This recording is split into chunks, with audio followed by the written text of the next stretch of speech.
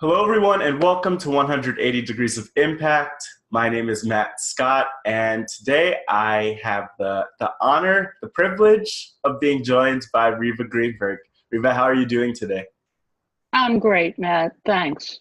Yeah, it's good to have you. And I mean, before we even really dive into the interview conversation, I'm just wondering, like, what's on your mind and what are you up to these past couple of days? I know it's Thanksgiving and holiday season, and so just wondering where you are in life, I guess. My God, what a big question to start with, where I am in life. Well, it is Thanksgiving week, so I am thinking about all the things I'm grateful for, which is Mhm. nice. We all get to do that at least a day Yeah. during the year. And I'll be with family tomorrow and for the next few days. And I just got back from Europe where I did some work in my field, diabetes. So that was a great trip. And I'm just about over jet lag. Oh, wow. So I have reason to feel good about that. Well, that's good, and hopefully this conversation could kind of serve as I don't know if you're a coffee drinker or anything, but hopefully this could serve as a little bit of coffee into your day as you start the day. So, Yep, I had my morning cup of coffee about a half an hour ago, so I'm set and ready to go. sounds good. And I haven't had my morning coffee yet, but this is basically my coffee. So, just not to put pressure on you and set the expectations too high, but that's totally what these are for me. And so, as we get started, I would love if you could introduce yourself to the 180 Degrees of Impact audience. Sure. My name is Riva Greenberg, and I'm working in the field of diabetes. I've been living with type 1 for 46 years. So I work both with people who have diabetes, helping them look at it in a more positive way. And my recent work over the last couple of years has been to work with health practitioners who work with people who have diabetes and actually share with them a different way of working with their patients that's much more resilience based and based on the way human beings create health. Mhm. So I've been very fortunate to have a platform from which to do this because I call myself a diabetes patient expert. I'm not medically trained, so I'm not a diabetes educator or a doctor or a nurse, but I've learned a ton around diabetes and health over the last 15 years. And Mhm. so we could say this is my passion, and I'm fortunate enough that this is also my work. Yeah. And I mean, I know that there are so many stories, literally, that and people could go to your website or search your name or go to any of the blogs where you've written about your experiences and find more about your story. But I guess I have a very like pointed question in a way, and so I'll see if I could ask this in a way that makes sense. Like you've talked many times about why you do the work that you do, but I'm wondering, why did you feel like you had to be the one to share these stories and to really address diabetes in your work? Hmm, that's a great question. Mhm. Um, I think when I look back, even as a child, I had a really clear sense that I was here for a purpose, and that purpose was to help other people. Mhm. I think a lot of us probably feel that. Some recognize it later in life, but it was always with me. And I knew that that was why I was here, but I didn't know how I was going to do that or what exactly I was going to help people with, except I felt it was around believing in themselves. And some of that comes from your own upbringing that, you feel in some way you're not good enough or whatever. So it was very present for me. And would you believe, I mean, the first industry I went into as a regular job was an advertising copywriter, Uh, which frankly was like 180 degrees away from what I really believed in. But I was talented as a writer and I wanted to make a living. So that's where I landed. But all the while I was still searching for how was I really going to help others believe in themselves? So I took a break from advertising for a while, and I developed a line of inspirational greeting cards, Wow. which, basically shared that message. And after 4 years as a starving artist, I decided it was time to go back to work. And I also had a desire to meet people from around the world because I think, universally we're very much the same. And I got an advertising writing job in Tokyo, Japan. Mm-hmm. So I went to Tokyo for 6 years, where I had a phenomenal experience traveling the world, meeting amazing people. And one of the persons I met was the guy who turned out to be my husband years and years later. Mm-hmm.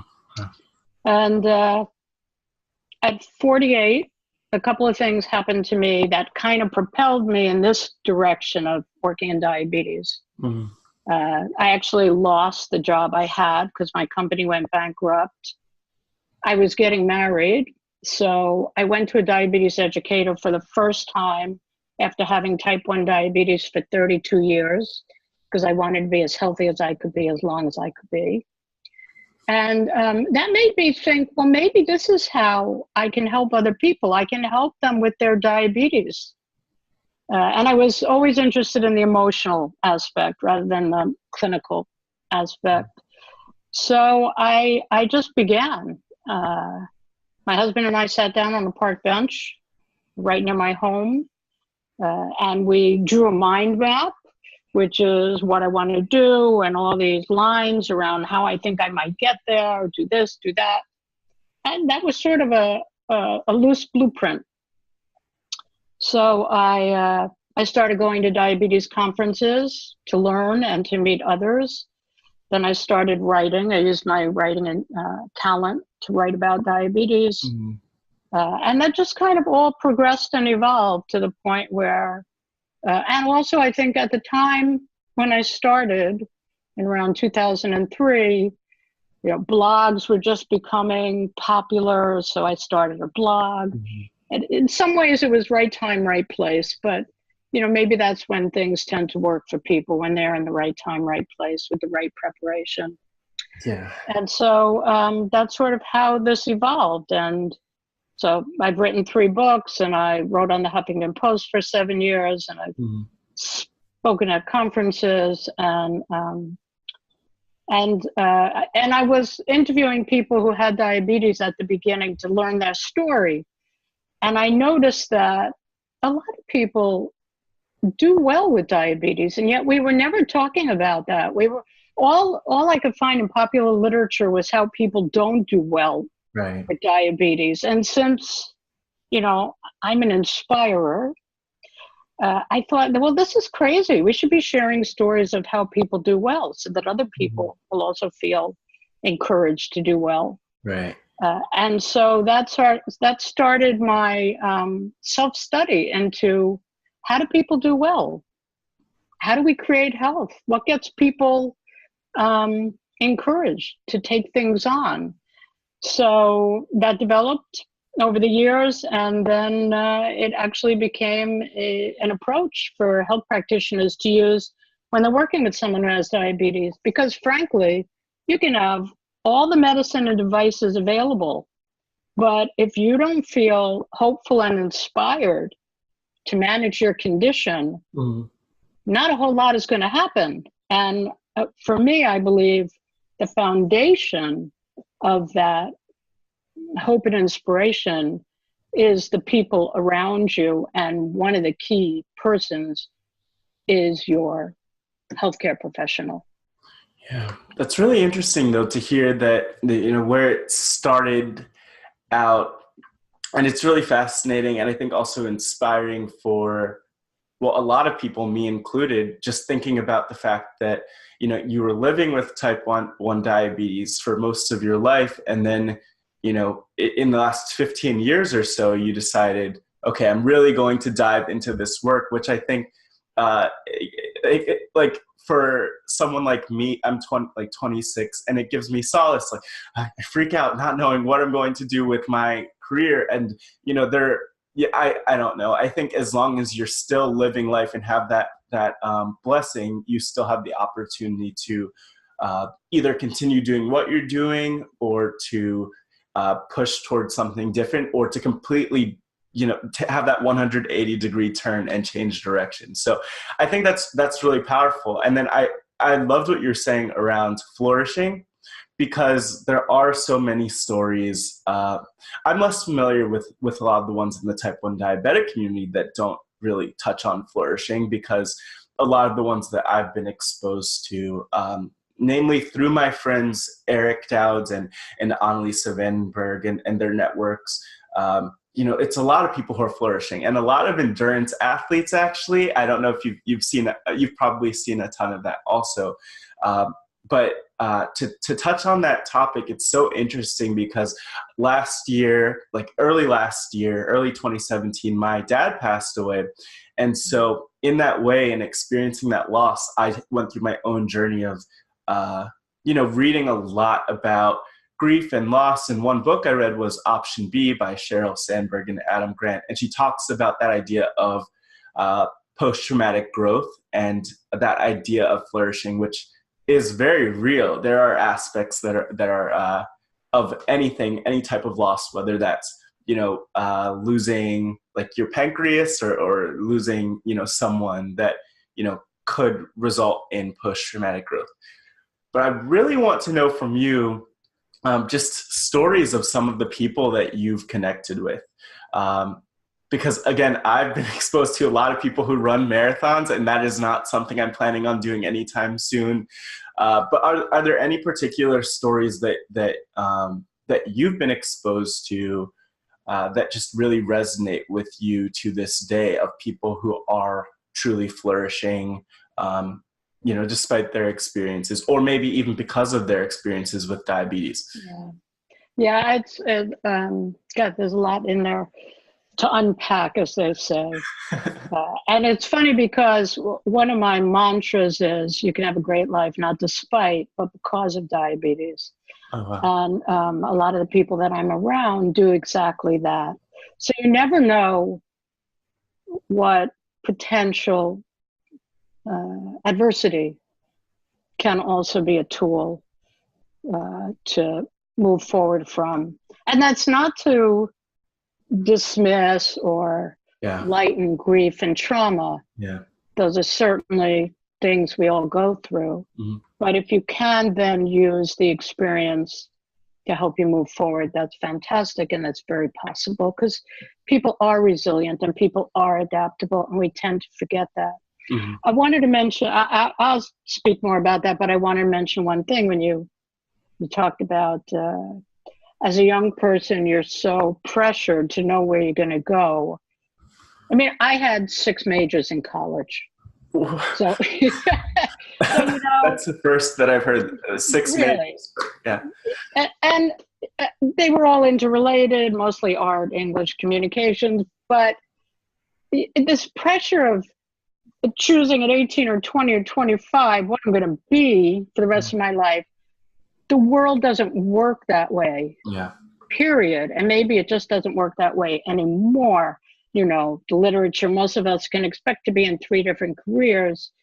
There's no such thing anymore as lifetime employment. So it's very funny. We haven't changed that pressure we put on young people that they should know what they're going to do. And all your life experiences are going to impact who you are and the decisions you make as you go along. So you might have said this, it's valuable to stay open to life, open to experiences, and, as best you can, just kind of check in with yourself and see what seems real and authentic for you. And that's another thing that, unfortunately, society doesn't cultivate in us. I did not know anybody with diabetes, type 1 or type 2, until I was about 40.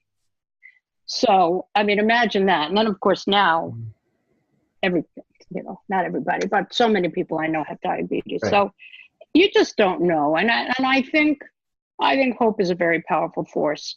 We should never forget that there are possibilities. Hope is very powerful. And we don't know exactly where we're going, but we should try to stay in touch with ourselves to see what makes sense for us. So stories kind of that have impacted me. Um, of course, I'm in a very privileged spot right now because I kind of rub shoulders with the elite, Yeah. if we want to call it that, in the diabetes world. So a lot of people I know have actually manufactured some terrific lives because of their diabetes. And that's how I know them. I meet them at conferences. They're either working for diabetes organizations or they've created their own. They're working on new tools. So, and they would say, and I would say, this condition has given me my life's purpose. And I believe, I can't know this, but I believe it's made me healthier, because I would not be as knowledgeable or motivated to eat healthy and exercise every day if I weren't living with this. So I can see very clearly how many good things it's brought into my life. And you know, one of the things, maybe we could call it a pet peeve, is, you know, we live in America, we live in a hero society. So we like to shine the spotlight on people who are exceptional, like athletes living with type 1 diabetes, which is great, which is great. But most of us don't really identify with marathon runners and people who climb the tallest mountains. And you know, I wish that we would see more stories of ordinary people living great lives with diabetes. Yeah. Because that's something I can relate to. And maybe there's something I can learn from somebody else who seems more like me. So that's not to take anything away from people who do phenomenal things. Yeah. It's great to know that's possible, but we should also put in more stories of ordinary folks who are just living very full and flourishing lives. And since my work is largely now around working with healthcare professionals, I was in Bangalore, India, doing some volunteer work at a diabetes clinic for the poor, and working with their healthcare practitioners. And I had tremendous freedom. They would let me sit in on their meetings with patients, and I was teaching them about this flourishing approach and some tools from the approach. And one day, one of the dietitians came running over to me giggling, saying, Riva, I used what you taught us yesterday with my patient today, and we were laughing through most of our meeting. And for the first time, he left with a smile, and he's excited about taking the next step for himself. You know, and she was so excited by that. And of course, largely what she had done with him was listen to him, you know, ask him how he's doing, what his feelings are, and what's going well, rather than the usual teacher role and you have to do this, which frankly doesn't work very well. Yeah. So she was enormously enthused. So, and while I was at that clinic, the founder of the clinic was an endocrinologist and Harvard trained, wanted to do a clinical trial of this flourishing approach. And he asked his practitioners if half of them would use the approach and half of them wouldn't. And they said no. They said it would be immoral for us to withhold this. Wow. And in that one moment, I felt incredible elation that they felt that way about it, and incredible disappointment that they wouldn't do a trial. Yeah. Kind of funny. Yeah. It's interesting though. Like, and I think you point to, I feel like there's always so much to unpack with these conversations. And one thing to point to is just how there's this dynamic. Like you mentioned that we celebrate a lot of the people who, who are the exceptional ones in any community. And we celebrate the people who could do these exceptional things. And one thing I really try to do through 180 Degrees of Impact is to talk with people who I mean, I think they're really exceptional. Maybe they don't realize they're exceptional. I think you're exceptional I mean, in so many ways. But you know, I think anyone who's choosing to make a difference is uh, definitely exceptional in a world that needs more people making a difference. But even like down to that doctor in Bangalore and that patient, that is what it's all about. It's not necessarily about being on this massive stage or thinking of all the technology now, having tens of thousands or hundreds of thousands or millions of followers on social media, or even making an impact with millions of lives. There's a lot to be said for making a difference with one life, or with, you know, as many lives as you're touching through the work that you're doing and through your travels.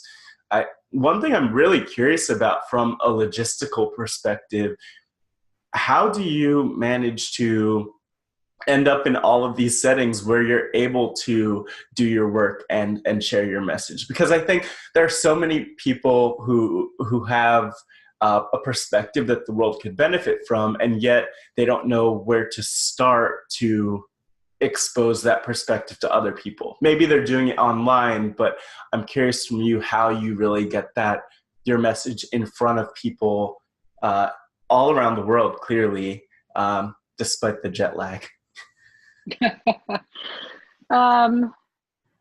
Actually, for me, and I think for everyone, of course, there's a different road. You know, I remember when I was younger, I was always trying to figure out what's the road, what's my path, how's this going to happen? And I never really knew for sure. And I think when we look at that, really, it's like the cliche, put one foot in front of the other. Whatever you can see to do it. Mm-hmm. And when you start doing it, the universe will provide certain things. That's usually how it happens. But for me, frankly, I believe it was 2015, I was given what's called the Lecture Award by the International Diabetes Federation for my work in education and advocacy. And what the Lecture Award is you can speak about a topic of your choice at their World Congress, which meets every 2 years, and about 16,000 people in diabetes come. Mm-hmm. And I spoke about my flourishing approach. And from that, it was really remarkable, because so many practitioners came to me afterward and said, I agree with everything you say, and I'm familiar with a lot of what you spoke about, but you put it together in a way that totally made me see it differently. Would you come and share this with us when we do our conference next year? And that's really what got me invitations to Toronto and Israel and where else? The Netherlands and Denmark. And that really was my ticket to fly. Right. And I felt really blessed that had happened, because then I get to combine some of my great loves, right? Sharing this work in diabetes, my love of travel, meeting new people, making difference, all that kind of stuff. So that's actually what put me out there. And of course, I have to admit, being married to someone from Holland must open up an international door for me, because, you know, you're always kind of going to the airport for one reason or another.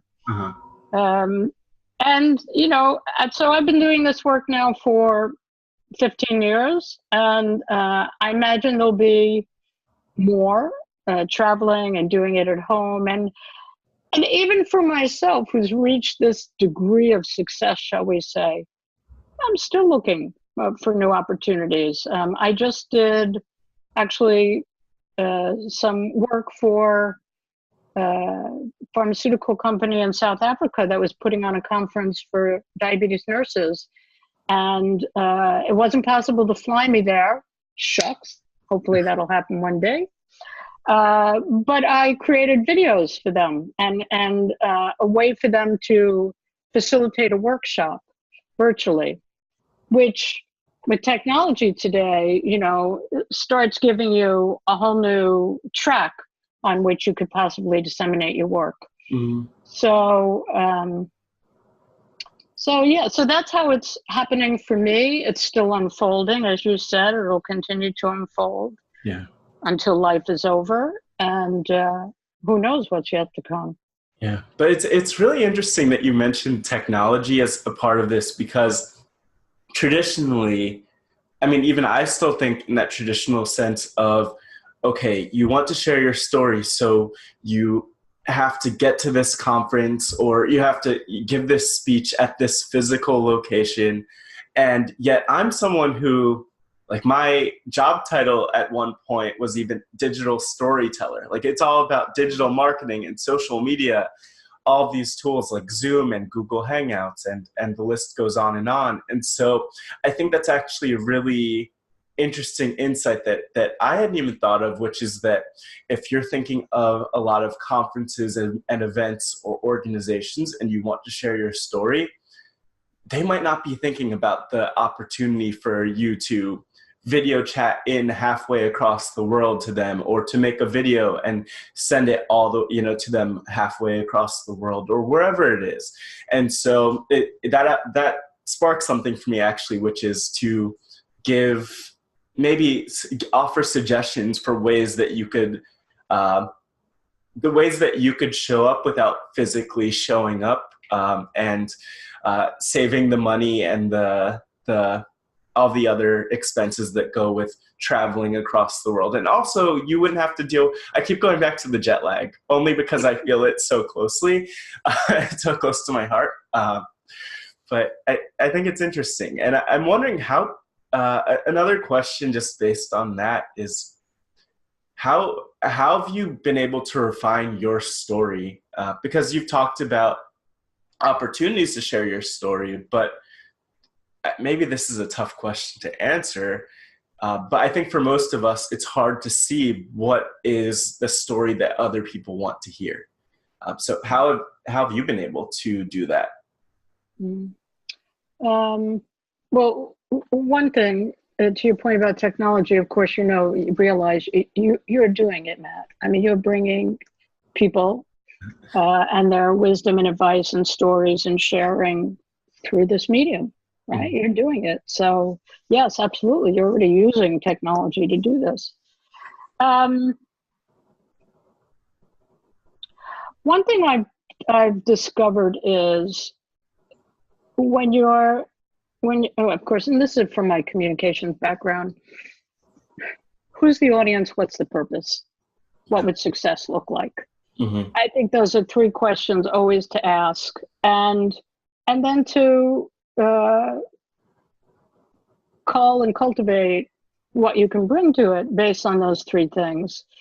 I find very often when I'm invited to share something from the patient perspective, it might be with a pharmaceutical company, it might be with a technology company, merely talking about the lived experience of type 1 diabetes, they get such a different insight. I can remember I spoke to design engineers from Sanofi, big pharmaceutical company. Mm-hmm. And, I was invited really just to share about what it's like to live with type 1 diabetes and what technology I use and what I don't use and why. Mm-hmm. And these engineers never talk to people who have diabetes. So it was eye-opening for them. I was invited to speak to another pharmaceutical, their market access people in Europe. And, they basically wanted me to be the closing presentation to give the patient perspective at the end of their 2-day conference. And I came with my lived experience, but I also came with my flourishing approach. And I said, imagine if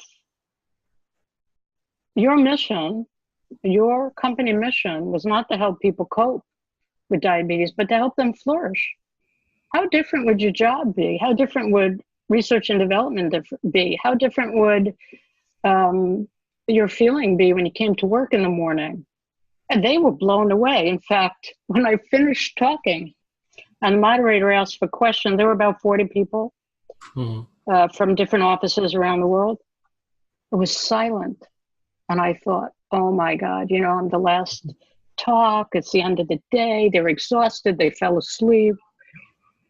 And then, like, after a full minute, somebody asked for the microphone and began to cry. She said, I don't know, you've just touched us in a way I never really thought about. Yeah.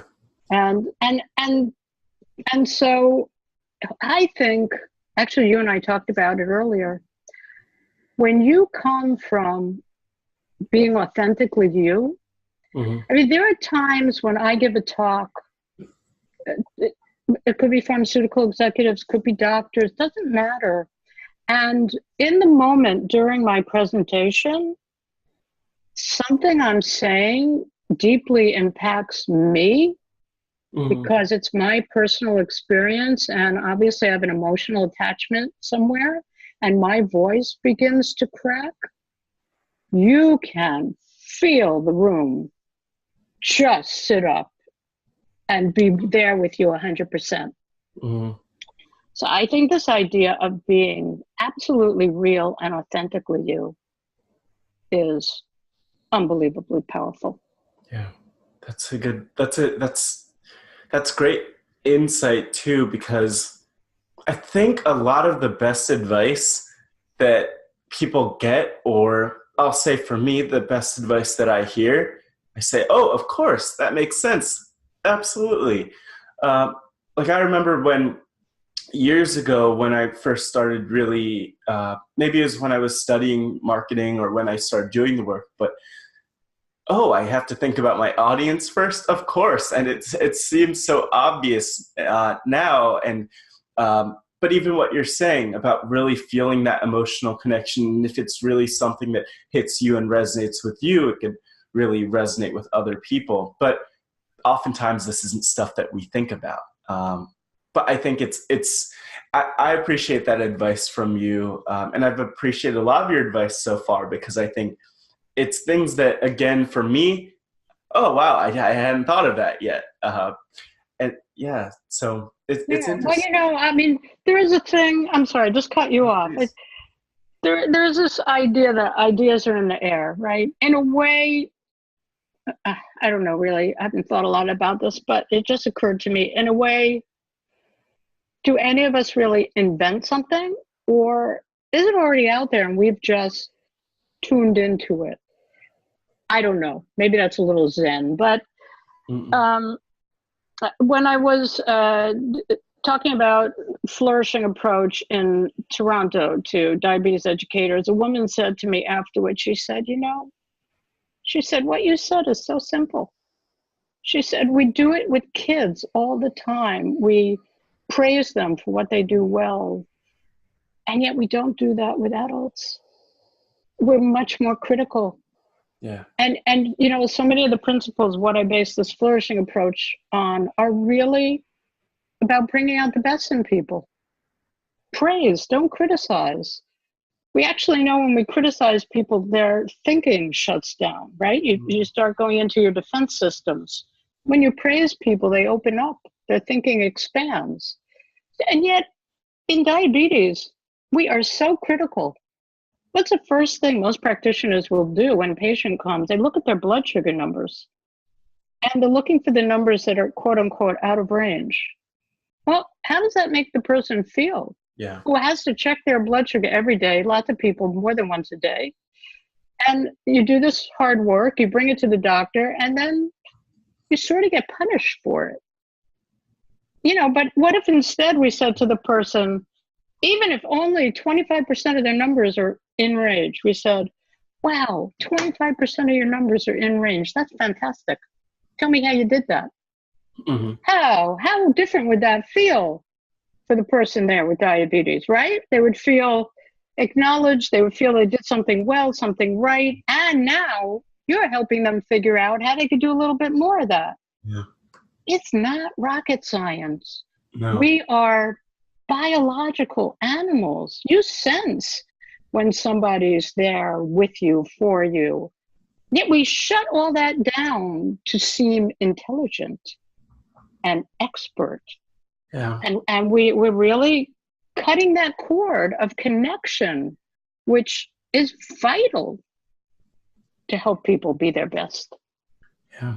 I mean, I want to ask where that insight comes from, but it seems like a lot of that probably comes from one, your lived experience, but two, from a lot of the conversations and stories that you've been able to kind of have and to share, whether that's, the ones that happen, I'll say behind closed doors, or the ones that you are able to share. Is that where that insight comes from? It comes from a whole panoply. So it comes from that. It also comes from a lot of reading about how we are biological organisms and how our emotions are our sensory system. And so when our emotions are positive, we move forward. When our emotions are negative, we tend to shut down. Comes from a lot of theories in science, like complexity theory and systems theory, which says you can't look at most things in isolation.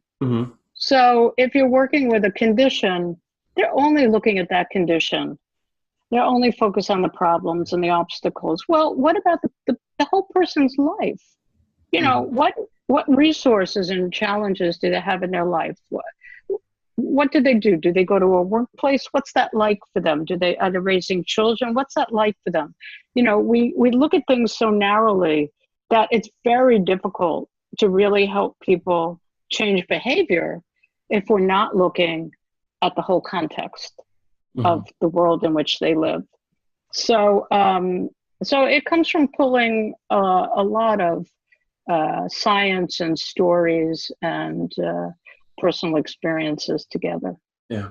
For me, this kind of leads into a really broad question, but just thinking about, I'll frame this before even really asking the question. So I, time and time again, have seen a lot of conversations or interviews or content out there, I'll say in general, that is often like featuring type 1 diabetics, but talking to type 1 diabetics, or talking in a way that's like inside baseball, I'll call it. So, like for instance, what bolusing is, which I always joke with my friend Eric, still, I don't know, but I have to like find out all of these details. And there's so many terms that I don't know, and so many terms that, me as someone who puts in the effort to learn doesn't know. And so I think of like the broader community that, has a lot of questions and doesn't know a lot about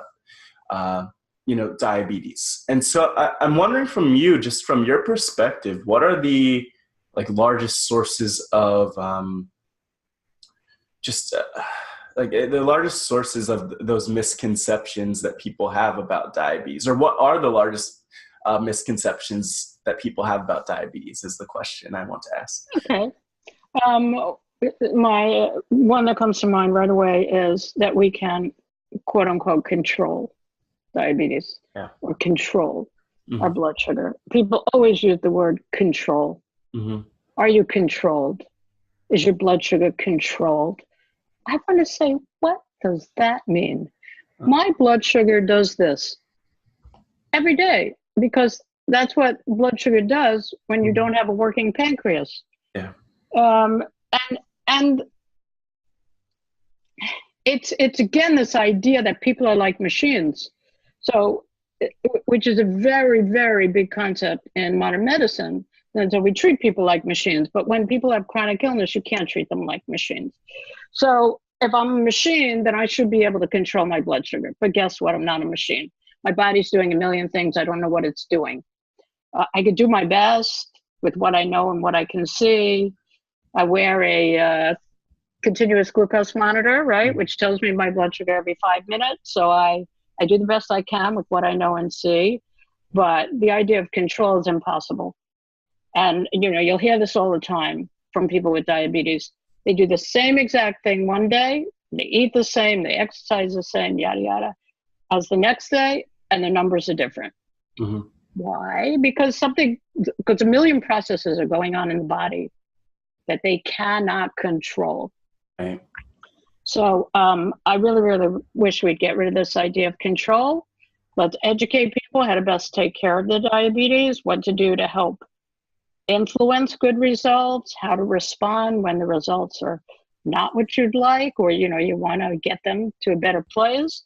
But let's take control and blame out of the picture. And that shame and blame, particularly for people who have type 2 diabetes, and everybody says, oh, you're fat and lazy, you caused it yourself. There's a very big community online of people with type 1 diabetes.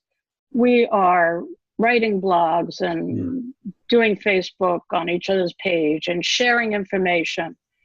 And there's hardly at all an online community for people with type 2 diabetes. And I'm convinced that's because there really isn't much shame and blame in the type 1 diabetes community, because this is an autoimmune condition, has nothing to do with my weight.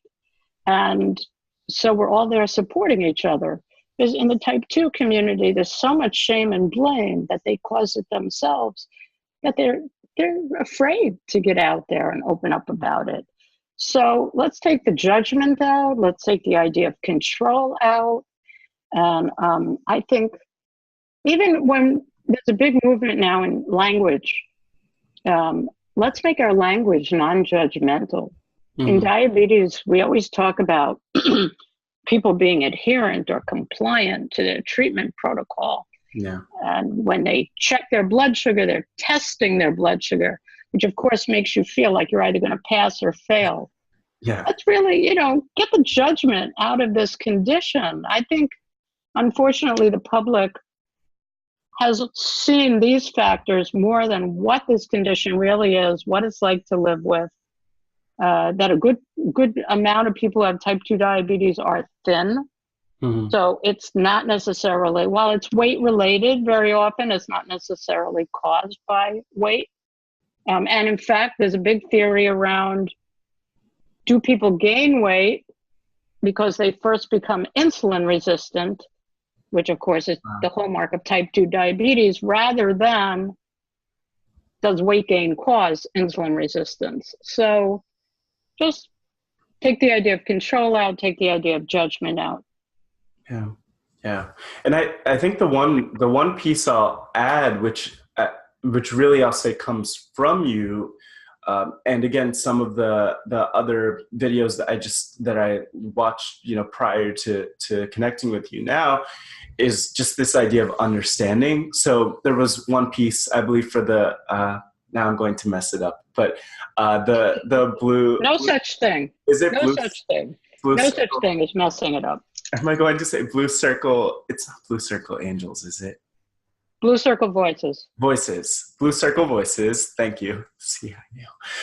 But yeah, for Blue Circle Voices, you mentioned diabetic discrimination and just how sometimes, you could be going through TSA at an airport and they might not understand, or, there are all these different circumstances that come up. And I think, maybe it's okay that we all don't know everything. That's totally fine. But if we come at it from perspective of, okay, I don't know, but I want to understand, I'm willing to be patient and understand, I imagine the world would be a much more welcoming place for people who aren't exactly like us. But maybe that's like transferable knowledge that we could apply to a lot of aspects of life. Who knows? That's another video. That is another video. Exactly. That's what I'm saying. That's a whole book and a video and a whole other series. And so one question I want to ask you really before we wrap up is just about you and your life. And I know you've written, your books, but I want to ask, if your life, once you accomplish everything you want to accomplish, were a book or documentary, what would the title of that be and why? Tough question. Yeah. Wow.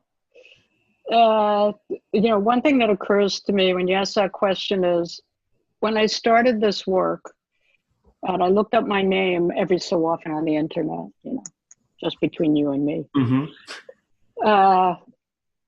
My name came up as a character in a Russian novel. for years and years and years. That was the only thing there when you looked up my name. Luckily for my ego, that has changed. But a title for a book, one thing that occurs to me is, and of course, we would have to do this differently if I really had a publisher for this book, because of course they would tell me this title would never work. But one thought is setting people with diabetes free, help them look up. Because, I guess it comes back to that judgment and shame. And I think so many people walk around with that if we can treat people with respect and be open and forgiving and help them do their best, then we're actually setting them free. We may not look at it this way, but we've shackled people with diabetes. And by laying all this judgment and shame on them. And so I think we can help set them free with how we look at them and how we treat them. And the idea of looking up, would this be the girl who set people with diabetes free? Something like that. I mean, you're right. The publisher could worry about working on helping workshop that title. And I know they have lots of guidelines, but I think that's a powerful thing. And I admire that you're kind of, I don't know. There's so many ways that people can be set free, whether that's the perceptions of others or, there are lots of definitions of freedom, but I think that it's powerful that you're sharing your story. And I hope that you feel like that's setting you free in some ways. And I hope that those reactions when no one has any questions at the end of your speech and then someone comes up and is crying, that is meaningful to you. But there's a lot more out there for that you're working on, and so I'd love to give you the chance. Where can people learn more about you, Riva? Where could they keep up with you, and where could they read more of your stories and more about your work and your life? Sure. So my blog is called diabetesstories.com. And I post there. And there's also a page about me. And if they go to Amazon, they can see my 3 books. One is actually about it's inspirational, about the emotions of diabetes. And the second one is about diabetes myths. And the third one is about diabetes do's and how-to's, action steps. So we sort of covered the gamut. And yes, and now if they Google my name, all sorts of links will come up. Yeah. But thank you, Matt. No, thank you, and I appreciate it. And I'll say for anyone who's watching, if they want to find out where to learn more about 180 Degrees of Impact, just go to let's.care or www.lets.care. I always make sure to add that in so they know it's a website because it's not .com. But thanks again for this. I really appreciate you taking out the time, and I'm also glad that I could do this and hopefully get more visibility on your words and your story and your wisdom, because it is National Diabetes Awareness Month. And so, we'll see. Hopefully we hear from people with some feedback. But if anyone wants to email me with any feedback, just email hello@lets.care. So thanks again, Riva. I'm really thankful for this, and happy Thanksgiving. Perfect. Thank you, Matt. Happy Thanksgiving. Happy Thanksgiving. And as I say at the end of each and every one of these interviews for you and for anyone who is watching, keep impacting.